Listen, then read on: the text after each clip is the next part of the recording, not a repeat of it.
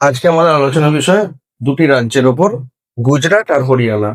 তো আমরা দেখবো গুজরাট রাজ্যের মর্যাদা পায় 1960 খ্রিস্টাব্দে 1 মে।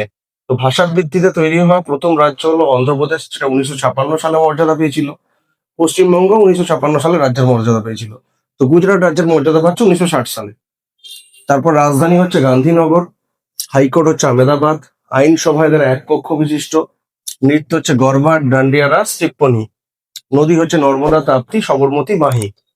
এরপর বিমানবন্দর যদি দেখি, অসংখ্য বিমানবন্দরের মধ্যে আহমেদাবাদ, বরোদা, কান্ডালা, রাজকোট এই চারটে প্রধান।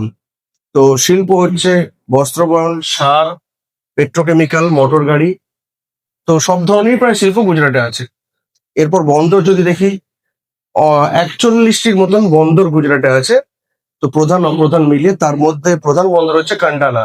আর এই কান্ডালাটা হচ্ছে ট্যাক্স ফ্রি বন্দর, এখানে কোনো ট্যাক্স লাগে না। ভাষা হচ্ছে গুজরাটি, সিন্ধি। লোকসভা কেন্দ্রের সংখ্যা 26। প্রধান শস্য হচ্ছে তুলা, জোয়ার, বাজরা, ধান। তো এরপর আসছি আমরা হরিয়ানাতে। 1966 সালের 1 নভেম্বর এটি রাজ্যের মর্যাদা পায়।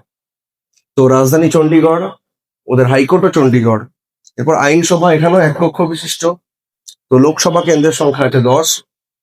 প্রধান নদী হচ্ছে ঘরঘরা আর যমুনা। তো তারপর দেখো ভাষা। তো ভাষা হচ্ছে হিন্দি, পাঞ্জাবি। আর প্রধান শস্য হচ্ছে গম, ধান, তৈলবীজ। এরপর দেখবো যদি শিল্প যদি দেখি, বস্ত্র বয়ন, কাগজ, সিমেন্ট। আর বিমানবন্দর হচ্ছে প্রধান বিমানবন্দর চণ্ডীগড়। আর নৃত্য হচ্ছে ফাগ, ভাংড়া, গৃদ্দা।